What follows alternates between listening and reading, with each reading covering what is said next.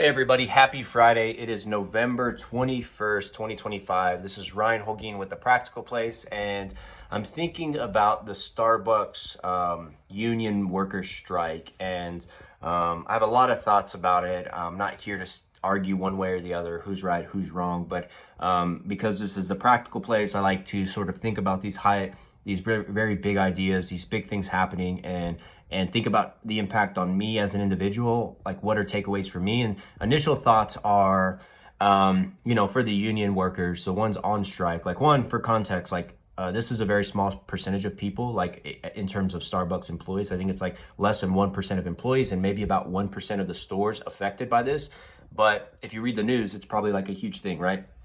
They might put that those stats in there, but for context, it's a small percentage. But legally, these group of people, not the ones on strike, but collectively the union workers, are legally the ones representing the employees. Like that, they've been deemed the union, so they have that, and that's why Starbucks is required to have to bargain in good faith and cannot discipline them. Like legally, they have to abide by all that. So they're trying to come to terms on agreements of their first contract, from what I've read.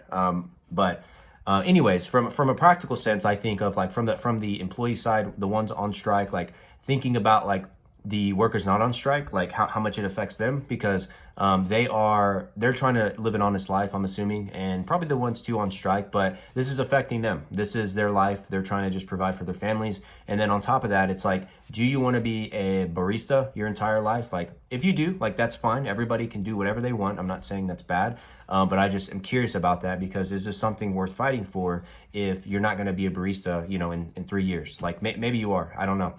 Maybe somebody's a lifelong barista, and that's great, like to each their own, like I'm happy for them, but I'm just curious about that. What goals do you have for your life, and what do you want to be?